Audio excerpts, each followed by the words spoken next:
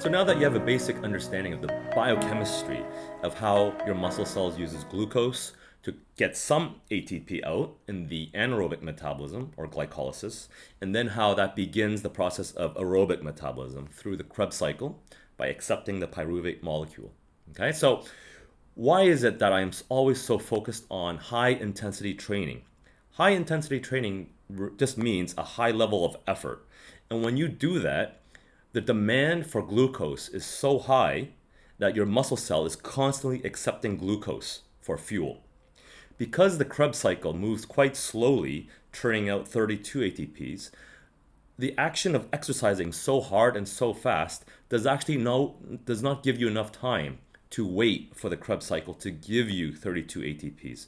In other words, we are targeting the anaerobic cycle, the glycolysis. We're targeting it by working so hard.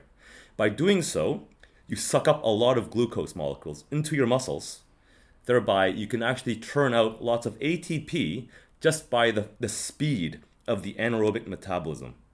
So you can actually still pump out a lot of ATP units by just ratcheting up really fast. However, the end products or the waste products of glycolysis are the pyruvate molecules that you'll now start to stack up because it has nowhere to go except the mitochondria. So slowly, the mitochondria will accept the pyruvate whenever it can to begin the aerobic cycle.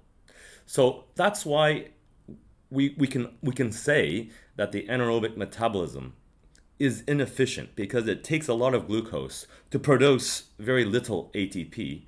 You can just do it quickly. Whereas the aerobic metabolism, you could call it efficient because it takes one pyruvate to churn out 32 ATP. So that sounds like an efficient system.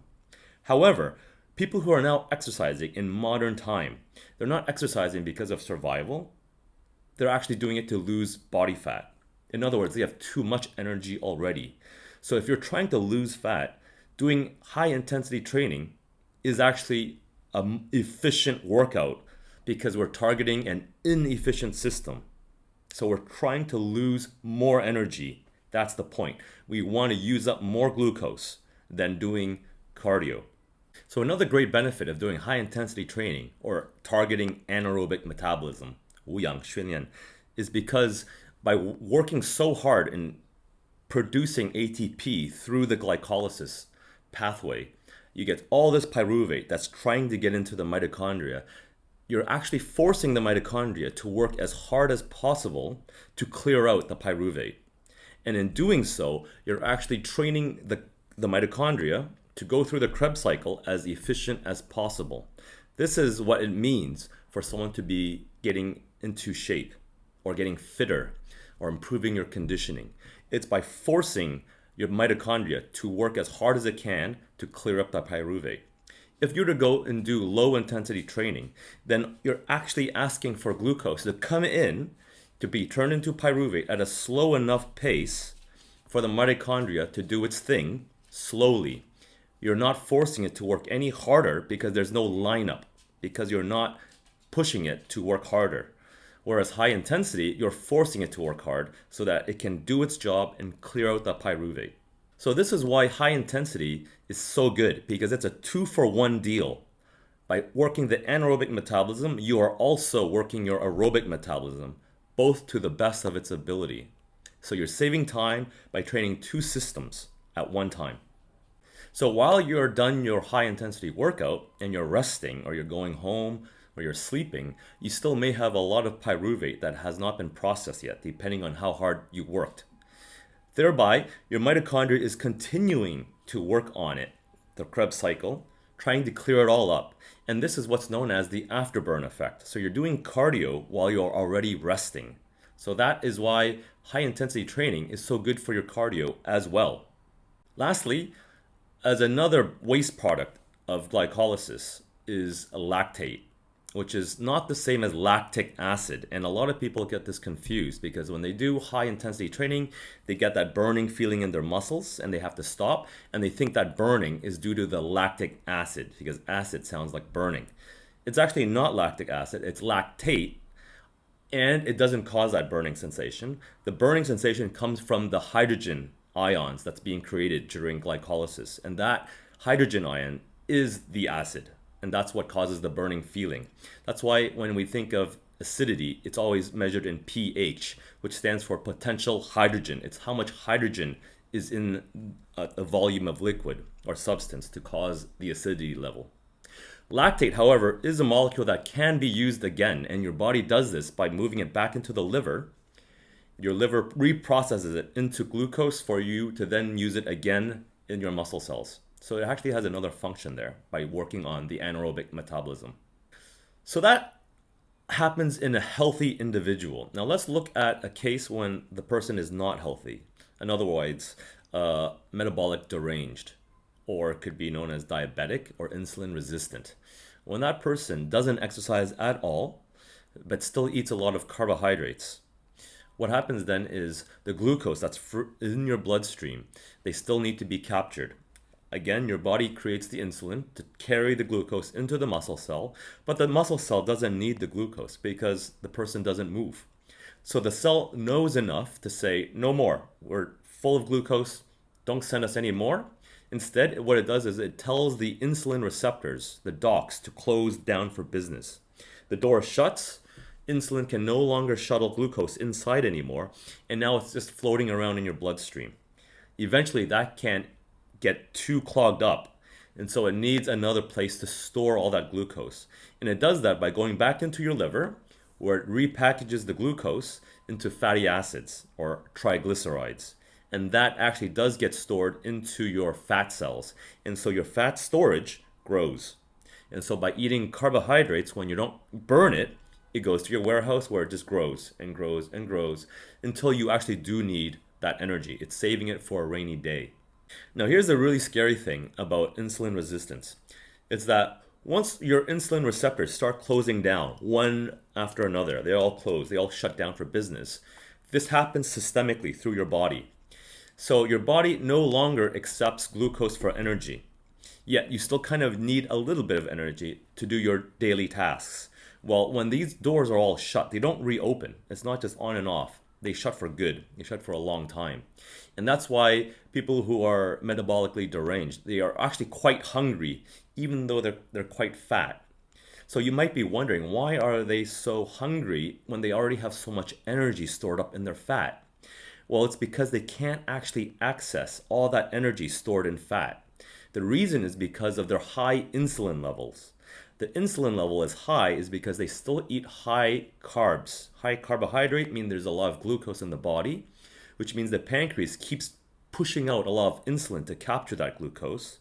And all that insulin, what happens is it blocks a very sensitive enzyme called lipase. And your lipase is an enzyme that goes into your warehouse, your fat cells, to take out your fat cells, to break it up and to use it as energy. That lipase becomes paralyzed when you have too much insulin in your body. And so you see there's this negative feedback loop where you cannot actually continue to burn fat when you have too much glucose, too much carbs, too much sugar. That whole system breaks down and you can't actually access your fat cells to use for energy. At the same time, it's still packing away all that glucose into your fat cells. So it's only going in, but nothing's coming out. So this person is starving for energy that's trapped in a bubble of fat. Okay, so that's metabolic derangement. In other words, your body doesn't know how to manage energy anymore. It's screwed up. How can we come out of this? Well, diabetes is incurable, as they say. However, there is something that we can do if you're not too severe in this insulin resistant state. And that answer is, again, high intensity training. And what we're doing with high intensity training is that we're working the body so hard, you're forcing the body to move even though it doesn't really want to move because it's feeling tired. But your mental strength can overcome that feeling and you can force the body to move hard. And in a survival state, when there's an enemy about to attack or when a bear is chasing you, you can fire up that energy, that adrenaline, to kick the body into motion.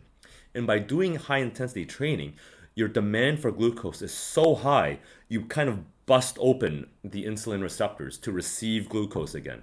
The demand, the danger of the body dying is so high that it will open up again to receive glucose to get into the glycolysis pathway and to produce ATP at an emergency state. This is why high intensity training, it does tap into the sympathetic nervous system, the fight or flight syndrome. In other words, where you're causing a bit of a panic, or causing an extreme situation where you have to work your butt off in order to open up the insulin receptors to receive glucose, to start burning glucose. And eventually, when that happens, you're causing what's called an amplification cascade, because that sends off signals, adrenaline, which is the hormone for action, to open up more insulin receptors in your muscles, thereby causing more glucose to be burned off. And then finally, when you burn off all the eaten sugar, you can finally tap into your fat cells. And that happens by gluconeogenesis, which is a process in your body that actually takes fat, it breaks off all the fatty acid chains, the carbon chains, and the glycerol backbone molecule becomes glucose. It is glucose after all, and then that can actually be used for energy. The carbon chains then become fat oxidized. You can actually break up the fat. The carbon atoms can be used for fat metabolism. You're burning the fat for energy. So that is why high intensity training can actually be very good for your health, especially if you are pre-diabetic or you're a bit insulin resistant. It's important to do that type of training to cause that amplification cascade. It's an extreme exercise, you could say, for an extreme situation. And unfortunately, a lot of us are in that situation now. So hope that was interesting and useful for you guys. Now, please remember that this is not medical advice. You should only take this as informational purposes only. And that if you are in a severe or a critical state in your diabetes or your insulin resistant, then it is that important for you to consult a doctor, as they will be able to better explain to you how to exercise or manage your daily tasks so that things don't get out of hand. However, if you are able to exercise, then increasing the intensity might be a way to go for you.